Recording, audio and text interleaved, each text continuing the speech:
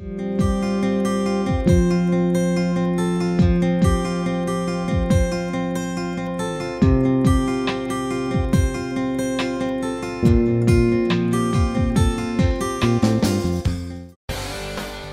R. Sugaraj Samuel. He is working as a professor in physics at New College, Chennai. He is also training students for IIT JEE, AIEEE and BIT SAT. He has more than 16 years experience in both teaching and research. He has published a book titled The Complete Handbook of Bachelor of Electronic Science Practicals, which is prescribed for the syllabus for BSc Electronic Science by University of Madras. He has presented papers in several national and international conferences and has also conducted many training programs and workshops to motivate energetic students. His research areas are ultrasonic, polymers, crystal growth and photovoltaic systems. He is experienced in both regular classroom teaching and online teaching as well. Welcome to UGC lecture series in BSc Honours in Physics. We have been discussing about the topics for the subject electricity and magnetism. In that, we are discussing in this part of the series about electrostatics. Before we start this lecture, let us see what is the session outline for today's lecture. In this lecture, we are going to learn about one application of Gauss law, the electric field near any charged conductor, and then we are going to move on to learn about the force on surface of charged conductor, and finally the energy stored in electric field. Let us start with the application of Gauss law. Gauss law is a mathematical tool for finding the electric field due to various charge distributions. We have seen the law in full details in some of the earlier episodes. In this lecture especially, we are going to use Gauss law for finding the electric field due to an arbitrary shaped charged conductor. That means any charged conductor. We have seen special cases like sheet, spherical distribution and then line charge, etc. But what we are going to learn in this lecture is for any shaped conductor, but there is only one condition. We are going to take a point very close to the conductor. Shall we take up one such case and discuss how Gauss law is applied for solving it. Have a look at this diagram. This is pertaining to the electric field near any charged conductor. Let us consider a charged conductor of any shape. The surface charge density for that conductor is sigma. The Gaussian surface is a small cylindrical cap. This is the arbitrarily shaped conductor. It is electrified, that means given the charge. Now, we want to find out what is the electric field, maybe at this point. I would like to mark the point and go ahead with the discussion. This is the point at which we want to find the electric field. So, we consider a Gaussian surface which is in the form of a cap. Inside we do not have, this is just for the sake of the diagram we have shown. Even if we consider inside, the electric field is not found inside any charged conductor, the charge resides only on the outer surface. So, the cylindrical cap that we consider outside only will be effective as far as finding the electric flux. Now, we want to find out the electric field at this point. So, the electric field will be coming out like this and the area vector is this A, which is marked here, which is also coming out. I would like to mark that also in another color. the electric field is in a particular direction, in the same direction we have the area vector also. The area is marked here, this is the area vector and this is the electric field vector. We can write Gauss law like this. This is Gauss law, integral E dot ds is equal to q divided by epsilon naught. So, this is the law we have been using for finding the electric field due to various charge arrangements. Now, the effective area is only this cap area, that is the cylindrical area through which there is no electric field passing. So, we can consider only that as the effective area. Electric field is constant, it is taken outside the integral and we have found the integral ds as A. When we simplify in a usual manner, we get the electric field as sigma divided by epsilon naught. The q divided by A term here is the charge per unit area, that is represented as sigma. What do we observe from this expression? What about the distance? The role of distance is not found in the expression. Near any electrified surface or an arbitrarily shaped conductor, the electric field is constantly existing. It is just sigma divided by epsilon naught. The distance does not come into the picture. Maybe when we move away, far away from the surface, then the distance would come into the expression. For that, some other method we need to adapt, some integral method we need to adapt. But as far as a point closer to the surface is concerned, it is a constant. So, with this idea, we can go ahead to learn about some of the related concepts. Hope you have understood how the Gaussian law is used for finding the electric field due to an arbitrarily shaped charged conductor. Now, when a conductor is charged, the charges move outwards and they reside only on the outer surface. Because of that, will there be any stress or will there be any force experienced by the surface?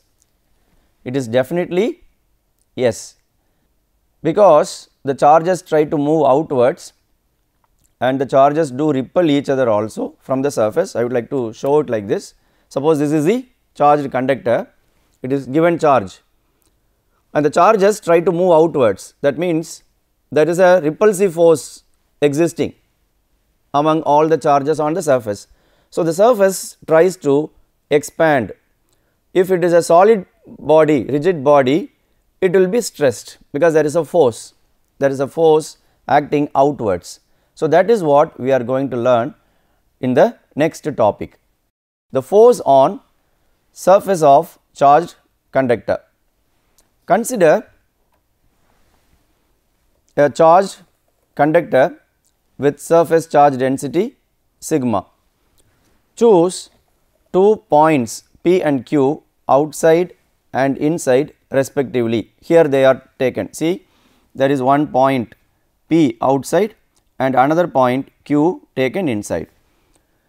We already know that the electric field inside the conductor is 0 and the electric field outside the conductor is sigma divided by epsilon naught. This expression we have derived just now.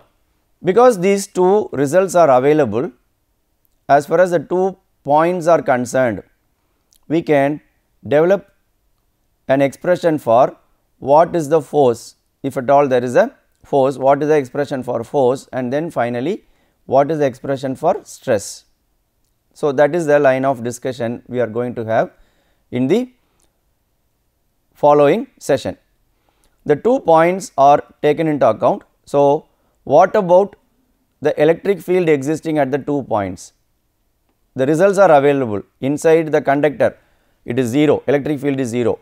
Outside the conductor the electric field will exist. This is the expression.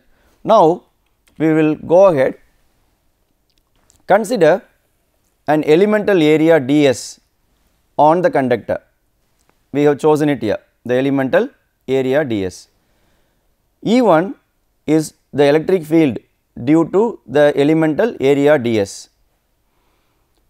and E2 is the electric field due to the rest of the conductor. The elemental area is a very small area only. So, even if it is not considered, the rest of the conductor will also produce electric field near the point P, outside point and inside point.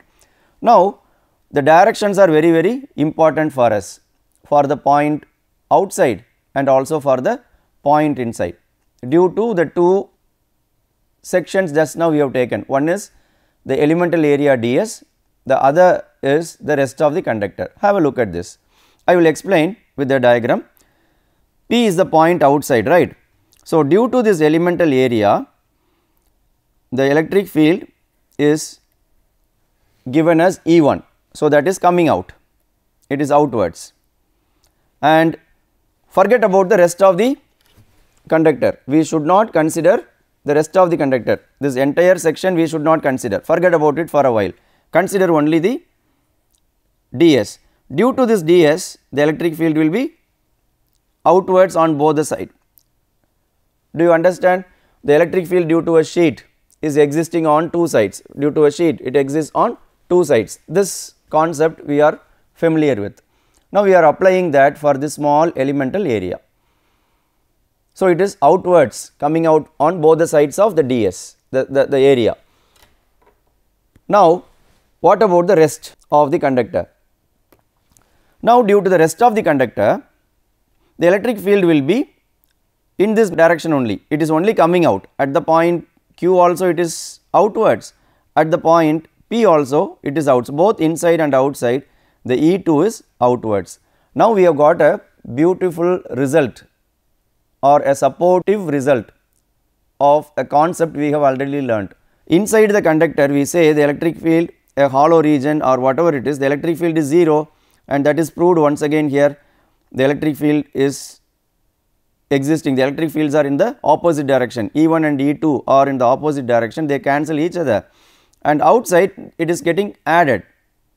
So, at the point Q, Q is an inside point, the two are opposing each other, they cancel each other. So, we get a 0 as the electric field is 0 inside, which is a known result. In some other way we have already proved it. At the outside point P, the electric field is additive, look at the arrow mark, E1 and E2 are additive. So, we add them, and due to each it is sigma divided by 2 epsilon naught. I hope you would appreciate the earlier expressions. The electric field due to the elemental one and the rest, as far as an outside point P is concerned, it is sigma divided by 2 epsilon naught. This is for a sheet, and this is for the rest of the thing, this is also sigma divided by 2 epsilon naught, they both are added. So, we get this as the expression which has also been derived in the earlier topic due to an arbitrarily shaped conductor. So, having obtained these two expressions, inside it is 0, outside it is sigma divided by epsilon naught, we would like to take up this for finding the force if any or stress if any that is acting on the small elemental area ds. So, this is how the discussion is taken forward. E1 is equal to E2, that is what we have obtained from the earlier expression. E1 is cancelling E2 inside, so they are magnitude wise equal. So, the EP at the point P is 2 times that of E1, and all these are explained. Now, the charge on the elemental area ds that we have considered is taken as dq here on the area ds. Now, what is this dq? It is sigma multiplied by the ds. So, this is the expression for dq, the charge, elemental charge. Now, the force F on the elemental area ds is given as the charge multiplied with the other field, that is E2, due to the rest of the conductor. So, what do we infer? On the elemental area, the electric field due to the rest of the conductor is exerting a force. So, that force is taken as F here. So, definitely the elemental area is experiencing a force, electrostatic force due to the rest of the conductor, and this is applicable for every such elemental area considered. Have a look at this picture. we have considered for our discussion an elemental area here. Like that, this conductor itself is made up of lots of such elemental areas, everywhere, all are ds. So, what will happen? Each elemental area will experience the force due to the rest of the conductor. So, each and every section is experiencing a force. That means, the entire conductor is experiencing an outward force due to the rest of the conductor. If there is a force acting on an area, we can find out the stress. We can develop the concept further and find out the stress on a charged conductor. Thus, the force acting on the conductor is determined like this. We have substituted for this expression, the earlier expression we had, the E2, no, that expression E2, for that we have substituted this. Now, the mechanical stress P on the area ds, as I have mentioned, we can find out the force that is acting on the elemental area ds. So, what we need to do? We have to divide the force by ds. So, in the earlier expression, the ds gets cancelled. So, we find out the expression for the stress, which is represented here as P, and there is a reason for giving the letter P for the stress. I will explain it in the later stage. So, we can find out what is this sigma by 2 epsilon naught as E. The sigma by 2 epsilon naught is E, the electric field. So, including this expression in the final expression for stress, we end up getting the stress on the charged surface of the conductor as of epsilon naught E square. This is a very important result.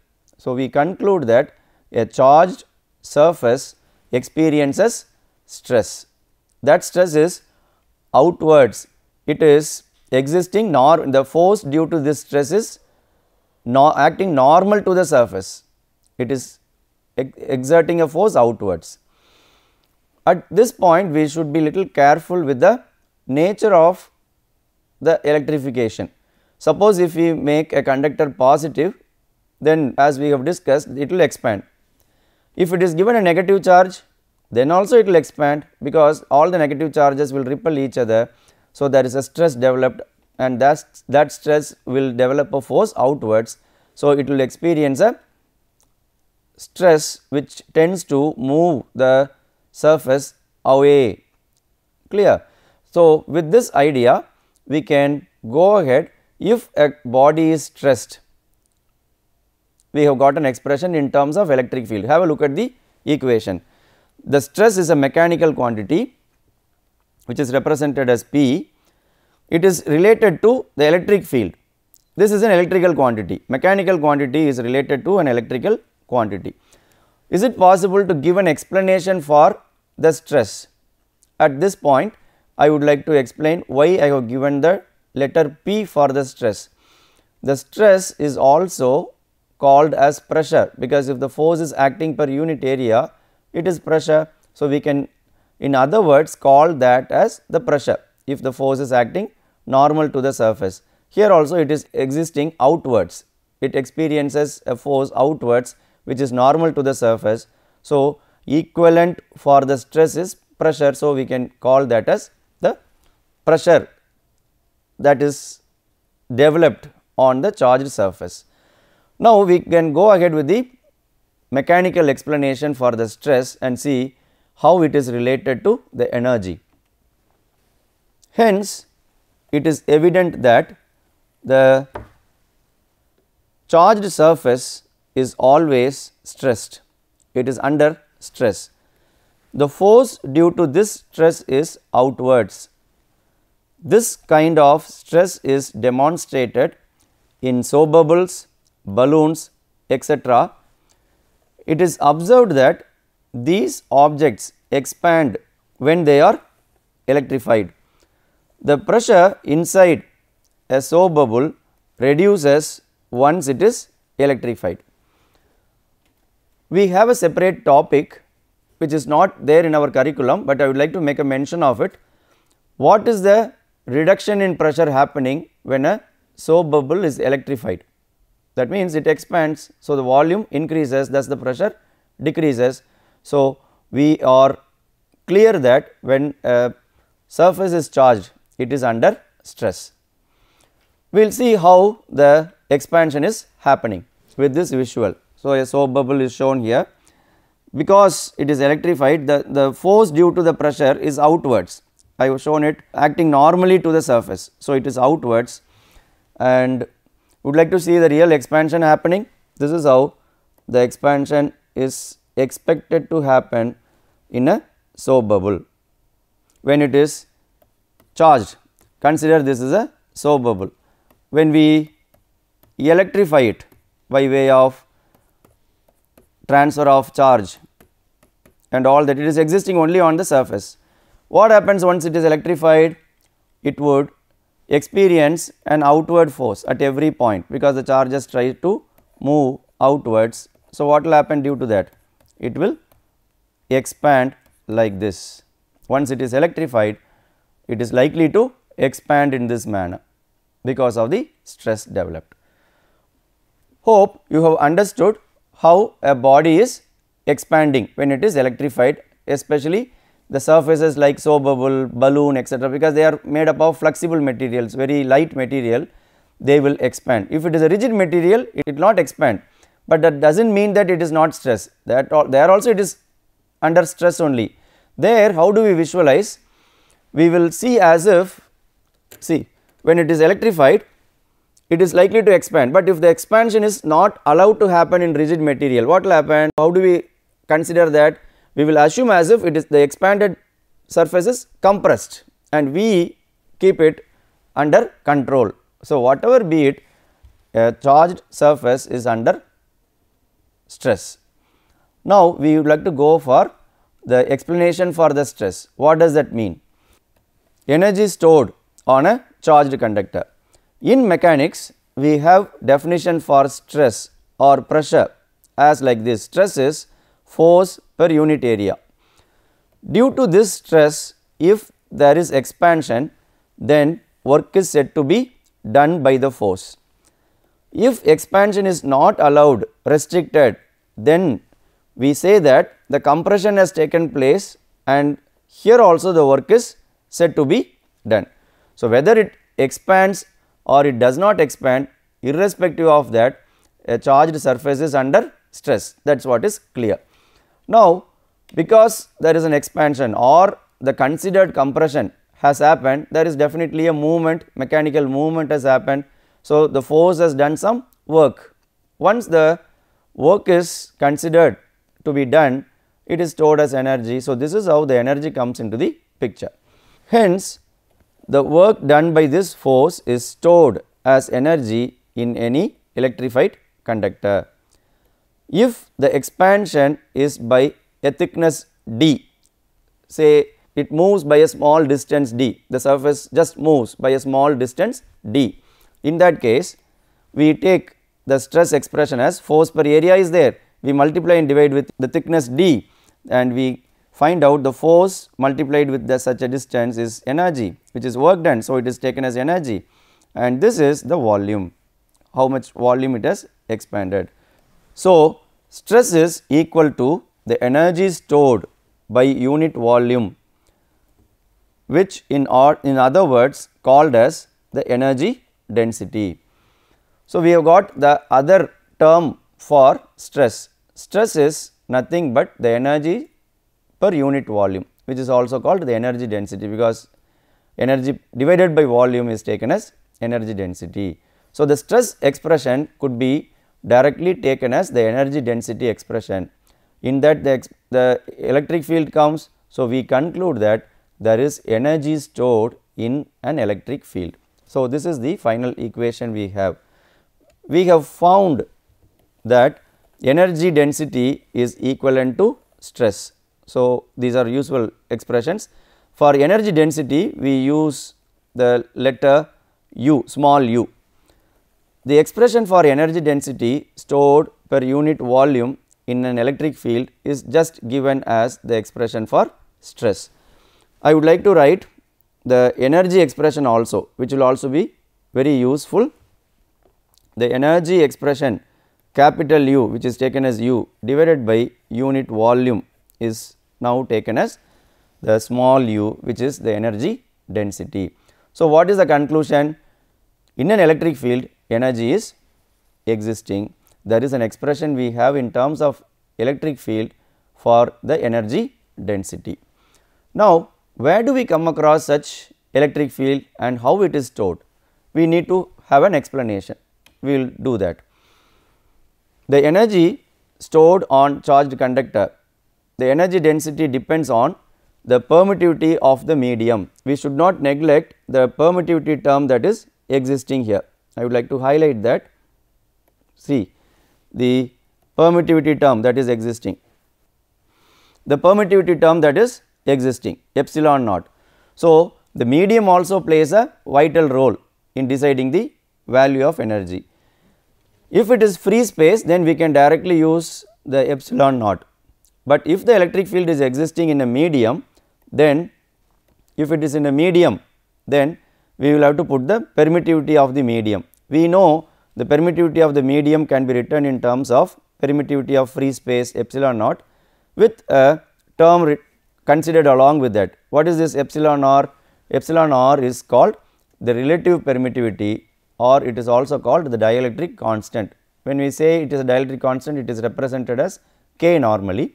So, the energy density is decided by two quantities. One is the electric field, the other one is the property of the medium, that is epsilon. If it is a free space, then it is epsilon naught, like that. So, we have got an expression for the energy density in electric field. Where do we come across such electric field? Shall we take up a case and decide on that? Storing of the energy, where does it happen? Just for the sake, the E exists between the capacitor plates, like this. We have a positive plate here and negative plate. The electric field exists between the plates in this manner. So, it is uniform. This concept we are familiar with, we have already derived an expression for the electric field existing between two plates. So, electric field is existing, it is uniform. The parallel equidistant lines represent uniform electric field. So, in this region of electric field, there is an energy density. What is the expression for this energy density? We have derived U is equal to of epsilon naught E square. If it is a free space, then the medium has got epsilon naught as the permittivity. In the same manner, in an electromagnetic wave also, we have electric field existing. If this is taken as the electric field variation, there is a magnetic component also existing like this, perpendicular to it. So, there is a electric field and also magnetic field existing together. What is the expression for energy density due to electric field? The U energy density due to electric field is of epsilon naught E square, and due to the magnetic field it is of B square divided by mu naught. This is for magnetic field. It is time for us to see the summary of today's lecture. In this lecture, we have seen the concept of application of Gauss law as far as a charged conductor, the electric field near any charged conductor. For that we have used Gauss law, and then force on the surface of a charged conductor, and finally the energy stored in electric field. Before we wind up this lecture, let us test our understanding by answering these questions. Using Gauss law, derive the expression for the electric field due to any charged conductor. Get the expression for the force on an electrified surface. Find the stress on the charged surface of a conductor. Discuss how the energy is stored in a medium where electric field exists. So, with this I would like to conclude this lecture. See you in other lectures with further concepts in electrostatics. Thank you for listening to this lecture.